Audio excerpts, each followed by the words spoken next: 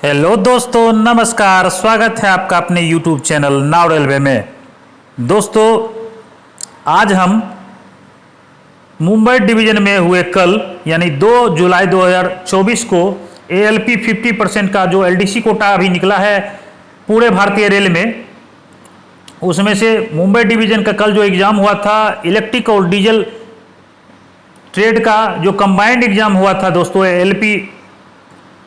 LDC का, उसका प्रश्न पत्र दोस्तों आज हम लोग सॉल्व करेंगे। अगर आप इस चैनल पर नए हैं तो प्लीज़ चैनल को लाइक कीजिए, सब्सक्राइब कीजिए और अपने दोस्तों के बीच शेयर कीजिए। तो दोस्तों आइए देरी नहीं करते हुए शुरू करते हैं आज का पहला प्रश्न। पहला प्रश्न है दोस्तों, भारत के वर्तमान उपराष्ट्रपति कौन है? तो इसका सही जवाब हो जाएगा दोस्तों ऑप्शन नंबर सी जनदीप धरकर। प्रश्न संख्या 2, भारत के वर्तमान रेल मंत्री कौन है? तो इसका सही जवाब हो जाएगा दोस्तों ऑप्शन नंबर बी अश्विनी वैष्णव। प्रश्न संख्या 3, स्वतंत्र भारत के पहले मुख्य न्यायाधीश कौन थे? तो इसका सही जवाब हो जाएगा दोस्तों option number D Hiralal Sundas Kania. प्रश्न संख्या 4, सफेद संगमरमर मुगल वास्तुकला के रूप में जाने वाली कौन सी इमारत है? तो इसका सही जवाब हो जाएगा दोस्तों ऑप्शन नंबर ए ताजमहल। प्रश्न संख्या 5, कौन सी धरोहर स्थल द्रविड़ शैली की कला और वास्तुकला को दर्शाती है? तो इसका सही जवाब हो जाएगा दोस्तों ऑप्शन नंबर सी हम्पी। प्रश्न संख्या 6, निम्नलिखित में एलिफेंट केव्स के बारे में क्या सही नहीं है? तो इसका सही जवाब हो जाएगा दोस्तों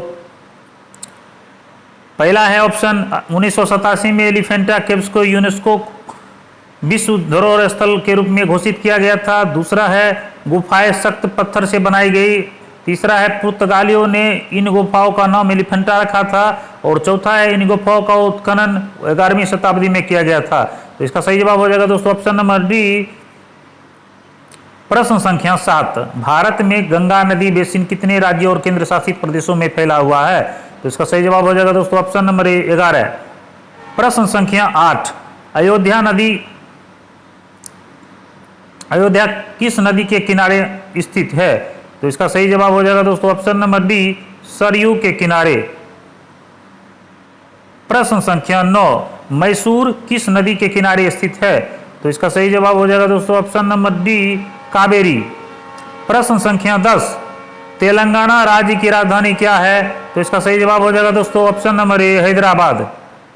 प्रश्न संख्या 11, भारतीय केंद्र शासित प्रदेश लक्षद्वीप की राजधानी कहाँ है? तो इसका सही जवाब हो जाएगा दोस्तों ऑप्शन नंबर ए कावारती। प्रश्न संख्या 12, पहली लियोनेल ट्रेन का निर्माण कब हुआ था? तो इसका सही जवाब हो जाएगा दोस्तों ऑप्शन नंबर सी 1901 ईस्वी में। प्रश्न संख्या 13, बॉल पॉइंट पेन का आविष्कार किसने किया? तो इसका सही जवाब हो जाएगा दोस्तों ऑप्शन नंबर ए बीरो ब्रदर्स। प्रश्न संख्या 14, किस वैज्ञानिक ने रेडियोधर्मी तत्व रेडियम की खोज की? तो इसका सही जवाब जो हो जाएगा दोस्तों option number D madam Curie. प्रश्न संख्या 15, जेम्स वाट ने क्या आविष्कार किया? तो इसका सही जवाब हो जाएगा दोस्तों option number D rotary steam engine. प्रश्न संख्या 16, किस दिन को भारतीय सेना दिवस के रूप में मनाया जाता है? तो इसका सही जवाब हो जाएगा दोस्तों ऑप्शन नंबर डी 15 जनवरी। प्रश्न संख्या 17, किस दिन को राष्ट्रीय बालिका दिवस के रूप में मनाया जाता है? तो इसका सही जवाब हो जाएगा दोस्तों ऑप्शन नंबर डी 24 जनवरी।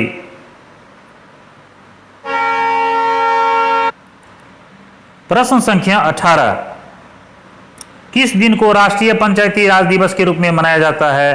तो इसका सही जवाब हो जाएगा दोस्तों ऑप्शन नंबर सी 24 अप्रैल को।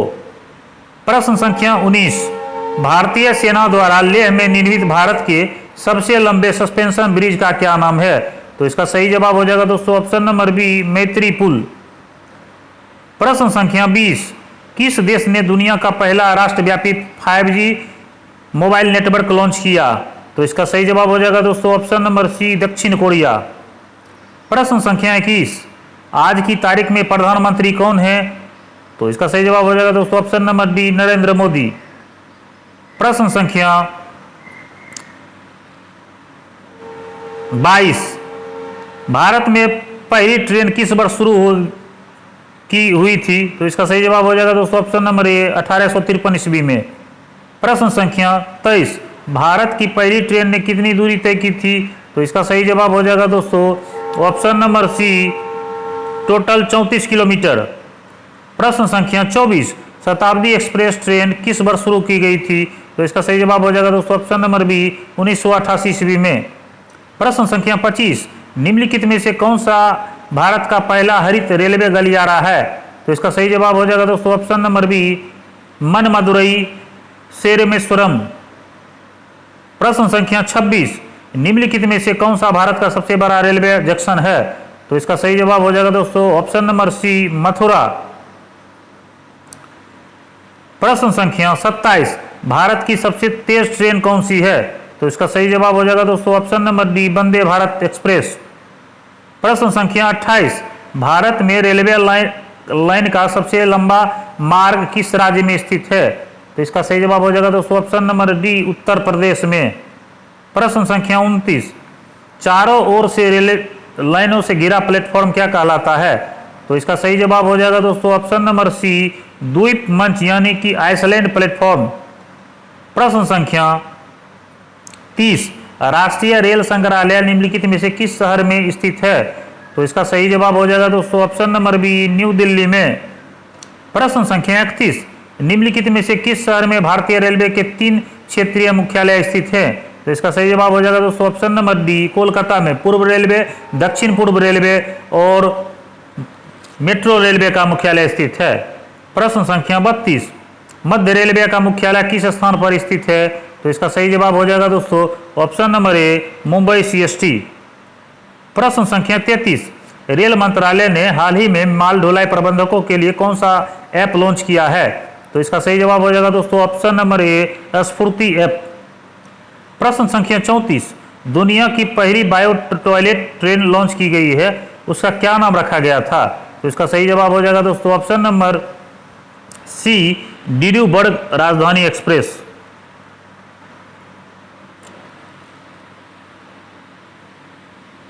प्रश्न संख्या 35, निम्नलिखित में से किस स्थान पर भाप इंजन मूल रूप से भारतीय रेलवे द्वारा निर्मित किए गए थे? तो इसका सही जवाब हो जाएगा दोस्तों ऑप्शन नंबर सी चितरंजन।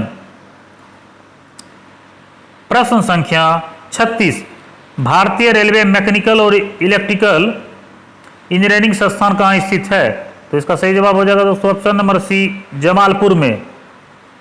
प्रश्न संख्या 37, कौन सा रेलवे स्टेशनों पर 100% एलईडी लाइटिंग वाला भारत का पहला रेलवे जोन बन गया है?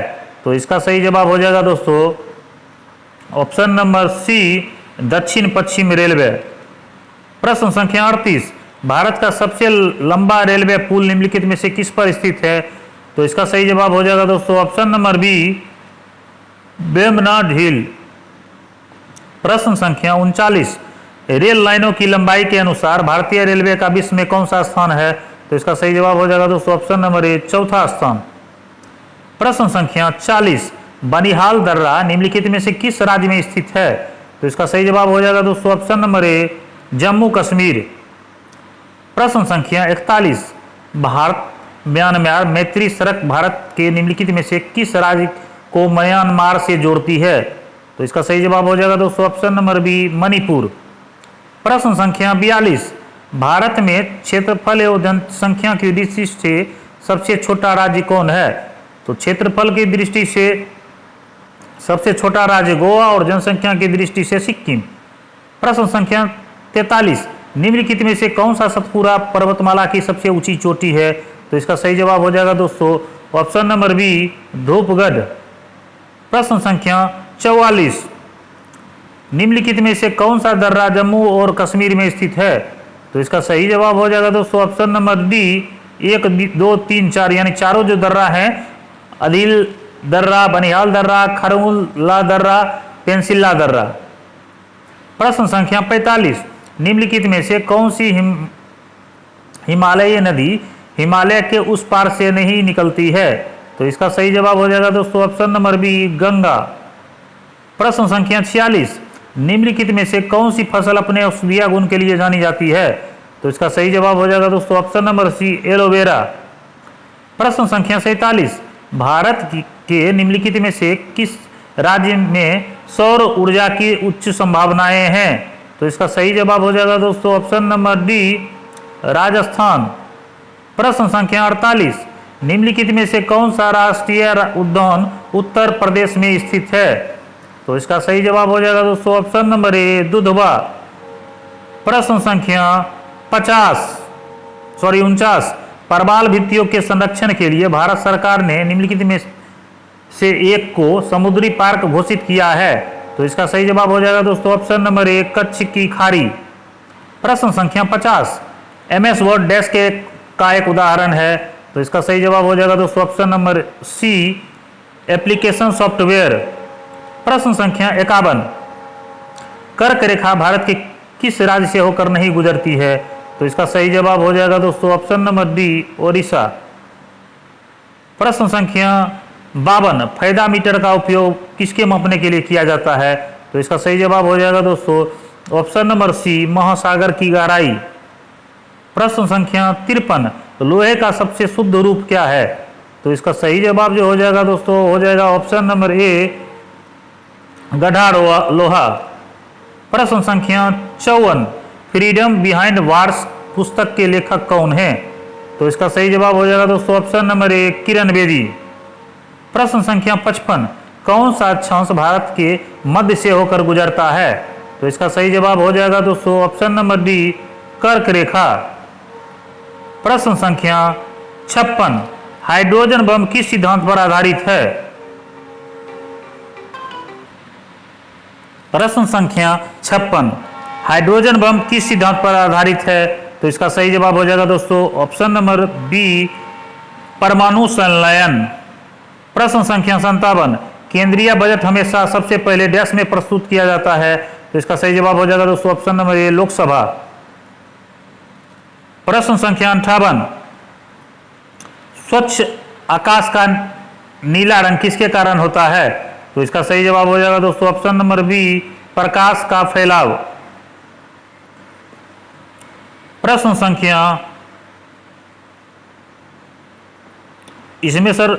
इसमें दोस्तों जो आंसर होगा वो होगा प्रकाश का परावर्तन के कारण, ऑप्शन नंबर सी। प्रश्न संख्या 59, भारतीय संविधान में वर्णित मौलिक अधिकारों का संरक्षण कौन होता है? तो इसका सही जवाब हो जाएगा दोस्तों option number A, supreme court.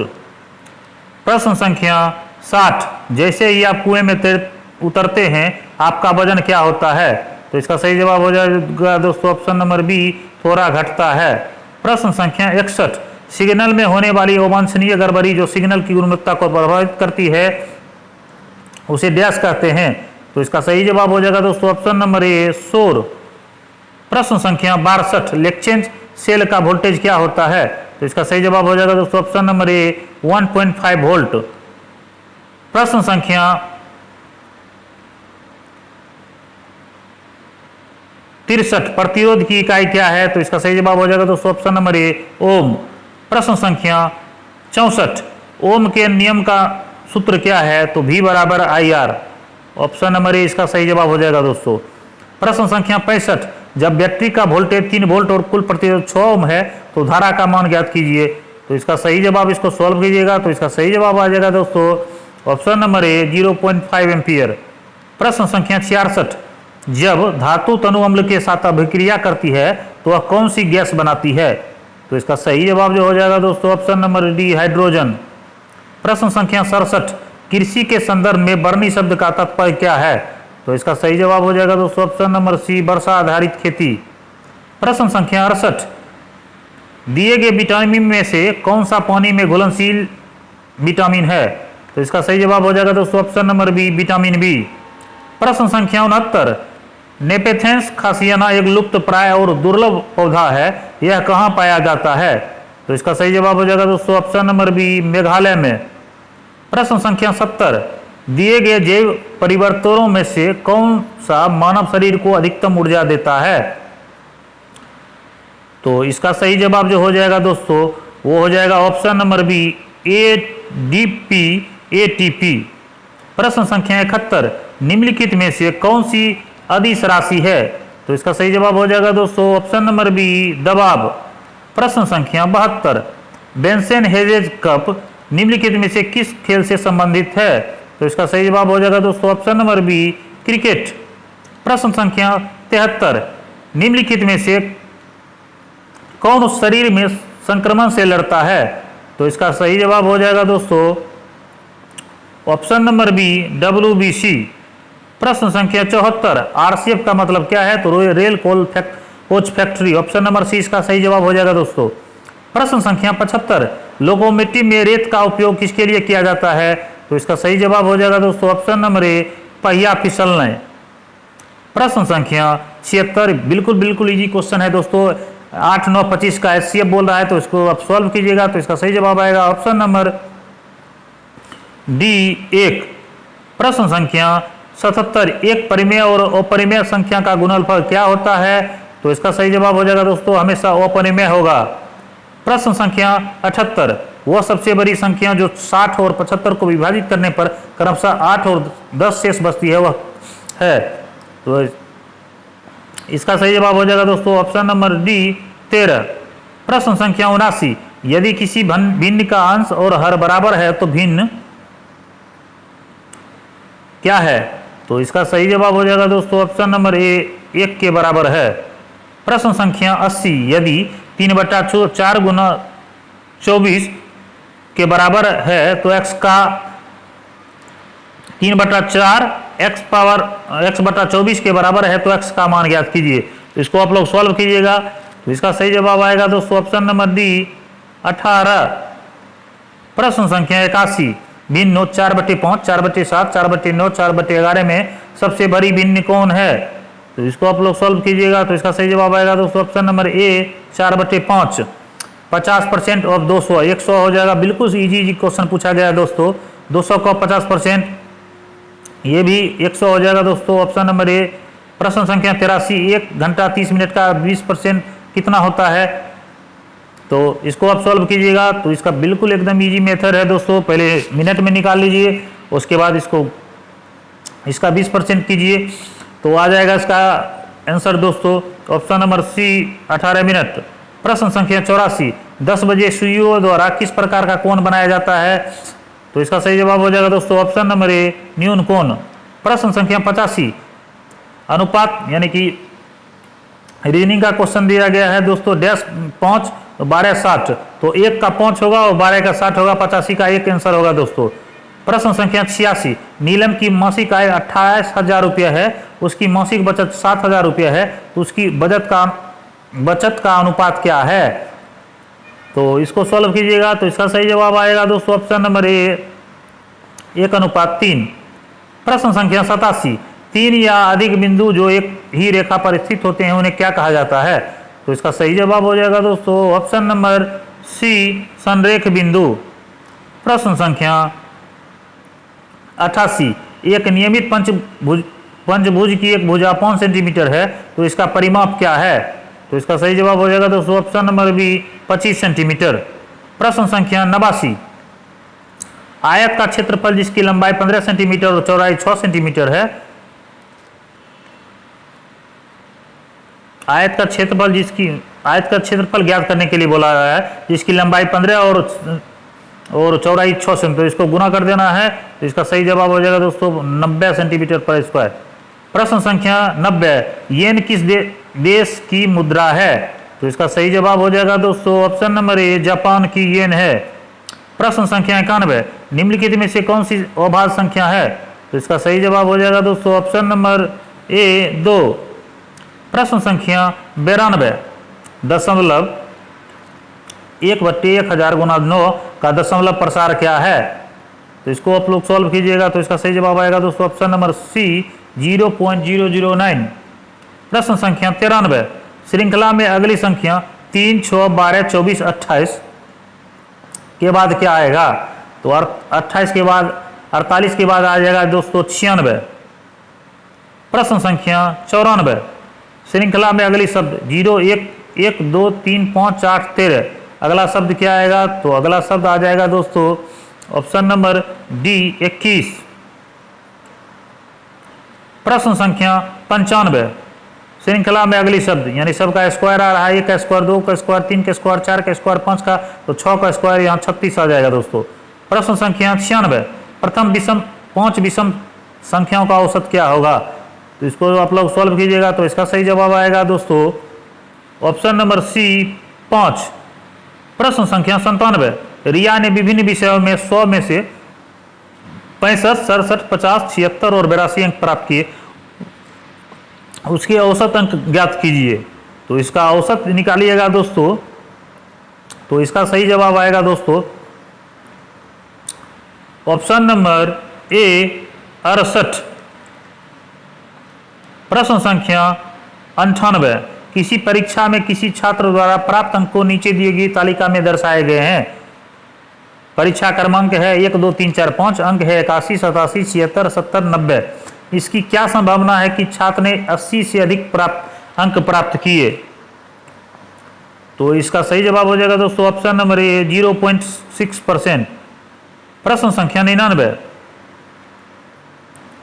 इसको सरलीकरण का क्वेश्चन देगा, इसको सरल कीजिएगा तो इसका सही जवाब जो आएगा दोस्तों वो आ जाएगा ऑप्शन नंबर बी 37।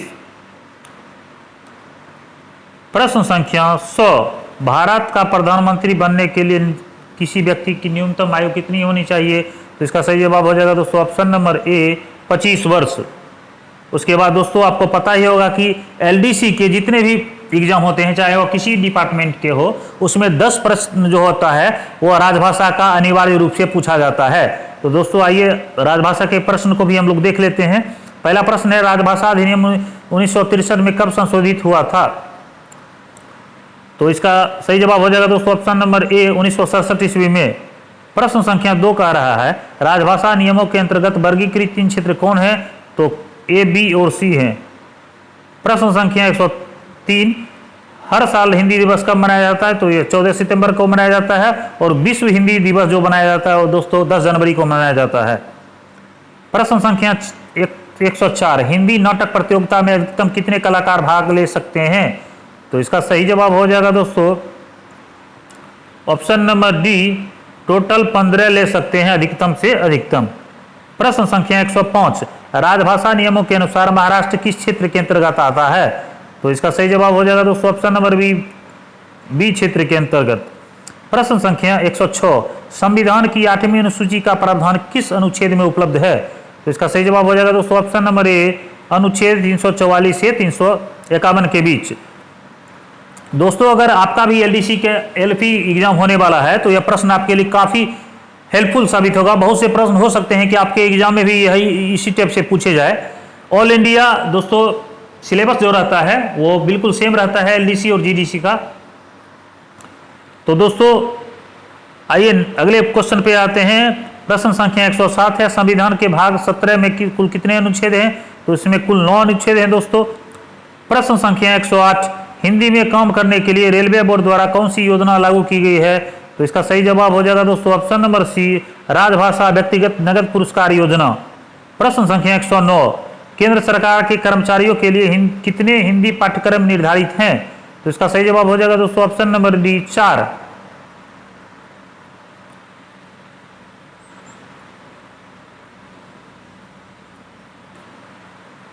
इसमें दोस्तों इसमें 3 ही होगा, प्रबोध, प्रवीण और प्राज्ञ। यह आंसर गलत दिया हुआ है, इसका होगा 3। प्रश्न संख्या 110, केंद्रीय सरकार के कर्मचारियों के लिए कौन सी प्रारंभिक पाठ्यक्रम निर्धारित है? तो इसका सही जवाब होगा प्रबोध, उसके बाद प्रवीण, उसके बाद प्राज्ञ। तो पहला होगा प्रबोध।